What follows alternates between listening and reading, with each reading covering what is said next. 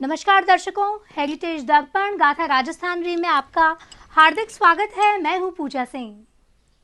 दर्शकों, आज के दिन 30 मार्च 1949 को सिटी पैलेस के दरबार हॉल में महाराजा का अंतिम दरबार लगा था। इस दिन उप प्रधानमंत्री सरदार वल्लभ भाई पटेल ने राजस्थान की आधारशिला रखी थी। दर्शकों, इस बारे में खास जानकारी देने के लिए हमारे साथ मौजूद है जितेंद्र सिंह जी शेखावत, वरिष्ठ पत्रकार है, इतिहासकार है। सर, ये 30 मार्च के दिन जो आखिरी दरबार लगा था महाराजा साहब का, इस दिन के बारे में हमारे दर्शकों को बताइए। 30 मार्च 1949 को सरदार पटेल ने सिटी पैलेस में आयोजित भव्य दरबार में महाराजा सवाई मान सिंह को राजस्थान के राज प्रमुख पद की और कोटा के महाराव भीम सिंह को उपराज प्रमुख की शपथ दिलवाई थी। बाद में राज प्रमुख मान सिंह जी ने कांग्रेस के नेता हीरालाल शास्त्री को राजस्थान के पहले मनोनीत मुख्यमंत्री पद की शपथ दिलाई। तत्कालीन राजपूताना की रियासतों के एकीकरण का ये ऐतिहासिक समारोह था। इस शपथ ग्रहण के साथ ही राजस्थान राज्य और राजा का राज दोनों ही भारत में विलीन हो गए। एक जमाना था जब चाहे कोई कितना ही बड़ा आदमी हो, सिटी पैलेस में राजा के सामने पगड़ी पहने बगैर नहीं जा सकता था। लेकिन इस अंतिम दरबार का दृश्य कुछ और ही था। करीने से बंधी हुई पगड़ी वाले लोग कम थे, नंगे सिर बहुत सारे लोग आए थे। उनमें से ज्यादातर खादी की टोपी पहने हुए लोग थे। सरदार पटेल धोती कुर्ता धारण करके बिना पगड़ी पहने इस दरबार में आए थे।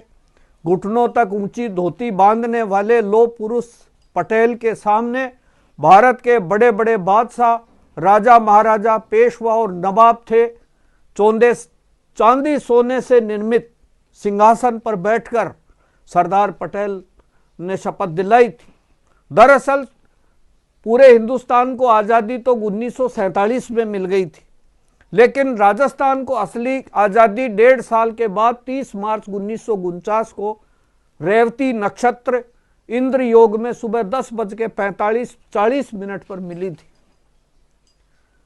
जयपुर के सिटी पैलेस में सरदार पटेल ने इस वृहद राजस्थान के गठन का उद्घाटन किया। इस समारोह में सेनापति general Cariappa, air chief marshal S Mukherjee, केंद्रीय खनिज मंत्री N V. Gadgil, Maniben Patel, M.K. Belodi, central सचिव P.P. मेनन, D.R. प्रधान थे। इस समारोह में कांग्रेस के अध्यक्ष गोकुलभाई भट्ट, अजमेर के हरिभाऊ उपाध्याय, जोधपुर के जयनारायण व्यास, मेवाड़ के माणकलाल वर्मा, अलवर के शोभाराम सहित जोधपुर, कोटा, झालावाड़, बांसवाड़ा, धौलपुर, शाहपुरा के महाराजा, टोंक के नवाब, कुशलगढ़ के राव हरेंद्र सिंह आदि कई राजे महाराजे मौजूद थे। जो सरदार पटेल जी थे, उनके जयपुर नहीं आने की एक अफवाह भी फैली थी। हाँ, बिल्कुल फैली थी। पटेल 29 मार्च को दिल्ली से विमान से रवाना हुए। शाहपुरा में उनका जहाज खराब हो गया, तब पायलट ने उस जहाज को एक नदी के बीच में उतार दिया। उधर से फिर सरदार पटेल सड़क पर खड़े हो गए और वहां पर आकाशवाणी की कार आ रही थी, उसमें बैठ के देर रात तक वो जयपुर पहुंचे। पटेल के समय पर नहीं आने पर जयपुर में अफवाहें फैल गई थी।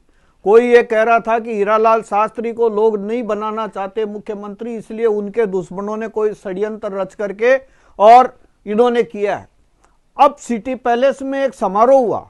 जो समारोह था, उस समारोह में स्वतंत्रता संग्राम के अग्रणीय कांग्रेस के नेताओं के अलावा जयनारायण व्यास, माणकलाल वर्मा जैसे दिग्गज नेताओं के बैठने की व्यवस्था भी खराब थी। वो लोग नाराज हो गए। पहली पंक्ति में राजा, बड़े जागीरदारों को बिठाया गया, उच्चाधिकारियों को बिठाया गया।